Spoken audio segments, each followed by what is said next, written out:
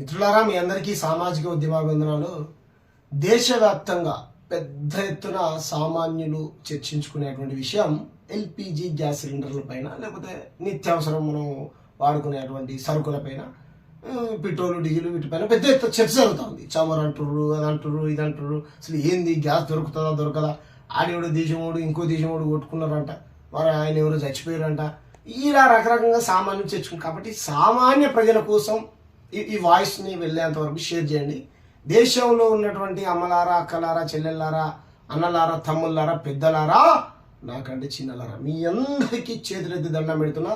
ఈ దరిద్రపు నరేంద్ర మోడీ అధికారంలోకి వచ్చినప్పటి నుంచి ఎప్పుడు ఈ దేశంలో ఏ బాంబు వెళ్తుందో పుల్వామా, ఎప్పుడు ఏ జవాన్ చచ్చిపోతాడో తెలియదు, ఎప్పుడు అమాంతం ధరలు పెరుగుతాయో తెలియదు. అది గ్యాస్ రేటు కావచ్చు, పెట్రోల్ రేటు కావచ్చు, మంచినీటి రేటు కావచ్చు, ఏ ధరలు పెరుగుతాయో తెలియదు.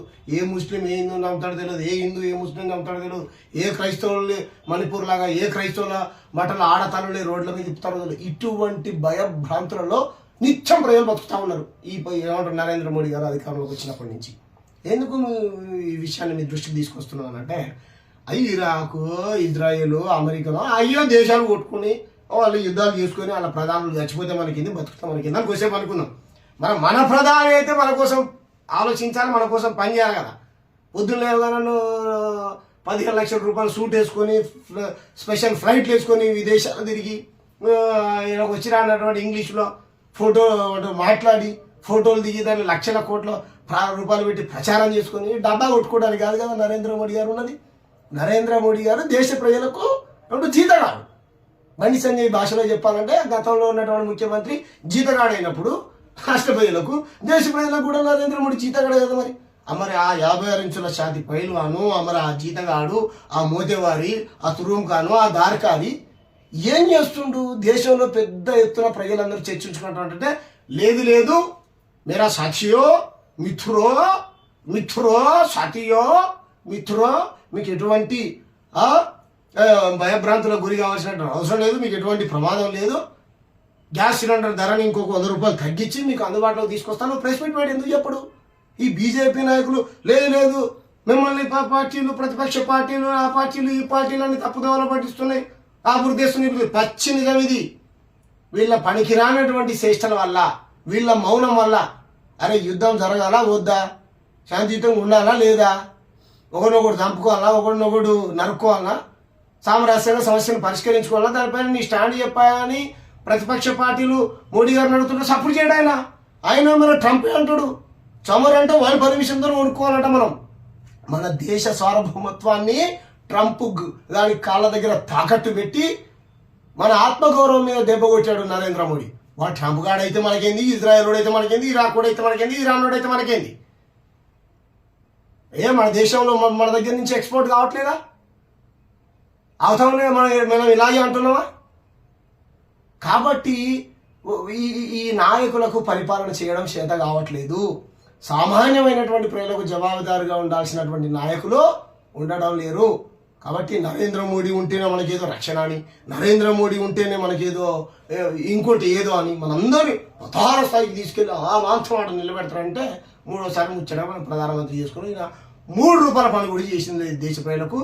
బీజేపీ ముక్త్ భారత్ అయితేనే ఈ దేశం అభివృద్ధి చెందుతుంది ప్రజలారా. కాబట్టి నరేంద్ర మోడీ చెప్పినట్టు ఆయన చెప్పిన గ్యాస్ ఎట్లా, ఆయన నుంచి సైంటిస్టులు గ్యాస్ कैसे आता అంటే एक नाला है, एक बोरी है, उसमें से पाइप लगाना जब गैस आता है అంటాడు. ఈయన ఏం చదువుకున్నాడో, ఏం ప్రజానో ఏమో అర్థం కాదు. కాబట్టి ప్రజలారా, బొట్టు పెట్టుకొని దండలు వేసుకొని దండం వేసిన మాత్రాన ఈయన మన ఏమంటారు, ఈయన సాధు సన్యాసి లాంటి గొప్ప వ్యక్తి కాదు, పచ్చి దుర్మార్గుడు. ఈ నరేంద్ర మోడీ గారిని ఎంత తొందరగా గద్దె దించితే అంత మంచిది. ఎందుకంటే నిత్యావసర సరుకులపైన అన్నిటిపైన ధరలు పెరిగిపోయినాయి. సామాన్యుడు నడ్డి రోజుకు విరుస్తా ఉన్నారు. కాబట్టి ప్రజలారా, మీరందరూ పసిగట్టండి. ఈ యుద్ధం ఎవరి కోసం వచ్చింది, వస్తే ఎందుకోసం ఆగడం లేదు. ఆగితే మనం కొనుక్కునేటువంటి పెట్రోల్ కానీ డీజిల్ కానీ విదేశాల నుంచి మనకి ఎక్స్పోర్ట్ అయ్యేటువంటి వాటి మీద మనకి ఎందుకు ధరలు పెరుగుతూ ఉన్నాయి? దానికి సంబంధించిన కంపెనీలు ఎవరి చేతిలో ఉన్నాయి? అది అంబానీ, అదానీ, గుజరాత్, మార్వాడి, అగర్వాల్స్ అలా చేతిలో ఉన్నాయా? వాళ్ళు మనకి ఎంత ప్రైవేట్ కంపెనీలు సామాన్యులకు, ఎంత ఏజెన్సీలు ఎంత కమ్ముతా ఉన్నారు? వీటన్నిటి మీద చర్చ జరగాల్సినటువంటి అవసరం ఉన్నది. నరేంద్ర మోడీ ఎంత తొందరగా గద్దె దిగిపోతే అంత తొందర మనకు మంచిది. మరి ఇంకో విషయం చెప్తాను మీకు. గతంలో మన్మోహన్ సింగ్ గారు ఉన్నప్పుడు బీజేపీ మహిళా నాయకురాలు, ఇప్పుడు సుష్మా స్వరాజ్ ఉన్నదా, 30 రూపాయలు గ్యాస్ ధర పెరిగితే ఢిల్లీ పార్లమెంట్ ముంగట ఈ బీజేపీ వాళ్ళు కిందున్న పాయింట్ పైన అంగి ఇప్పుకొని కైషా హే రేట్ పడగయా ఇప్పుడు. మరి ఇప్పుడు ఒక పాయింట్ అంగే ఇప్పుకున్న ధర అప్పుడు 350 రూపాయలు ఉండే, ఏకంగా ఇప్పుడు 960 రూపాయల పైచలకు ఇంకా ధర పెరుగుకుంటూ పోతుంది. మరి ఇప్పుడు ఏం ఇప్పుకొని తిరగాలి, ఇప్పుడు ఏం ఇప్పుకొని ధర్నా చేయాలి, మొత్తం కింది లోపడున్నది కూడా ఇప్పి ధర్నా చేయాలా. పార్లమెంట్ ముంగట, అసెంబ్లీ మన నరేంద్ర మోడీ గారి ఇంటి ముంగట, బీజేపీ ఆఫీస్ ముంగట చెప్పుర్రి మీరు ధరలు పెంచు. వీళ్ళు చెప్పుకోవాలి, మీరు చూడండి గతంలో వీడియోలు ఉంటాయి. కాబట్టి ప్రజలారా మీరు పసిగట్టండి, అన్ని ధరల్ని పెంచి సామాన్యుని నడ్డి విరిచి కొన్ని పెద్ద పెద్ద బడా కంపెనీలకు ప్రయోజనం చేకూర్చేలాగా ఈ నరేంద్ర మోడీ పనిచేస్తున్నాడు. మీరు పసిగట్టండి. మళ్ళీ మనం కట్టెల పొయ్యి పెట్టుకోవాలి. ఆ కట్టెల పొయ్యి పెట్టుకుంటే మీకు తెలవంది ఏమున్నది. గతంలో చాలా మంది అనాలిసిస్ చెప్పి రీసెర్చ్లు చేసి చెప్పారు కదా, ఆ పొగ ఏమంటారు అంటే ఆ మంట, ఆ నుంచి వచ్చేది ఆ బూడిద అంతా కడుపులో పోయి రకరకాల రోగాలు వచ్చినాయి. ఆ కట్టెలు పెట్టుకుందామన్నా అడవులు కూడా ఉండేటువంటి పరిస్థితి లేదు. ఆ అడవుల్ని కూడా అంబానీ ఆదాయాలు కట్టిపెట్టారు. కట్టెలు కొనుక్కుంటున్నాం, కొనుక్కునేటువంటి పరిస్థితి వచ్చింది. బర్రెలు ఏమంటారు ఆవులు పశువులు వేసే పెండను కూడా కొనుక్కునేటువంటి పరిస్థితి తీసుకుని నీళ్ళని కొనుక్కుంటాం, అన్నిటి కొనుక్కుంటున్నాం. గ్యాస్ కొనుక్కునే పొద్దున పీల్చేటువంటి గాలిని కూడా వీళ్ళు అమ్మి ఈ పెట్టుబడిదారులు ఆ గాలిగా ఏమంటారు ఆక్సిజన్ కంపెనీలు కూడా పెట్టినా ఆశ్చర్యపోవాల్సినటువంటి ఇది లేదు. కాబట్టి తస్మాత్ జాగ్రత్త, పసిగట్టండి. ఈ పెట్టుబడిదారుల ప్రభుత్వాలని కూరగొట్టండి, పేదల ప్రభుత్వాలను ఏర్పాటు చేయండి. Thank you. జై భీమ్, జై భారత్.